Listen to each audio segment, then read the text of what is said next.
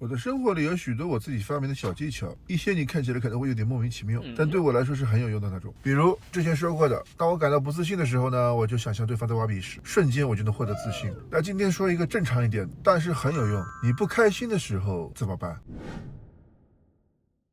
我的办法很简单，吃东西真的就是去吃点东西，听起来不是很复杂，而实际上的确不复杂。很多人心情不好就暴饮暴食，但没有掌握吃的时机和技巧，吃着吃着就把自己给吃胖了，然后又开始焦虑，开始自责，结果呢，越吃越糟糕，越吃越痛苦。那怎么行呢？方法是有问题的。最近我有一个朋友，他发消息跟我说，他焦虑的喘不过气，呼吸都感觉卡住了。我认真听他说完，然后我很认真的回了他一句话，我说去吃点东西，家里有什么就吃，吃的没错，巧克力、奶茶、汽水，甜的最好，吃饱更好。别问我为什么，先去吃一口。此时此刻跟他解释那么多没有用，救命要紧。他听我的了，去吃了一根能量棒，然后回来告诉我说好像好了一点。我有听过一个故事，在日本说有个男人呢，他工作出了个问题，大概是太卷了吧，他想跳楼，但是他在跳下去之前呢，他想反正跳都跳了，最后再去吃一顿拉面吧，中华拉面。然后他扑哧跑过去吃了，结果呢，拉面吃完了，他居然不想死了，就这么简单，一碗拉面把他从生死边缘拉了回来。你敢想？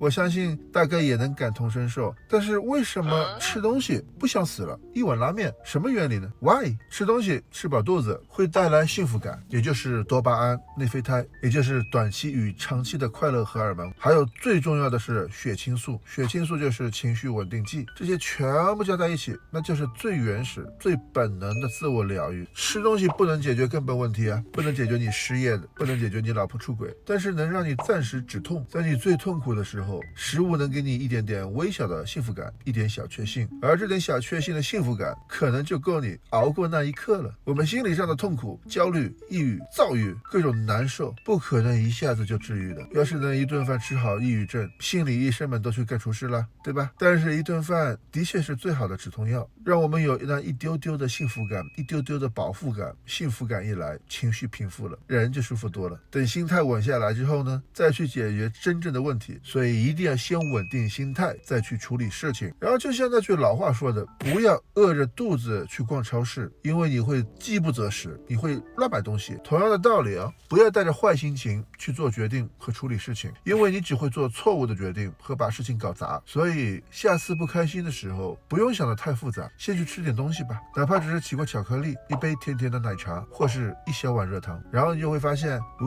情况看似并没有吃饭前那么糟糕了，也许活着并没有那么糟糕了。天哪，这是一股什么样的神奇的力量啊！我感觉 everything is under control。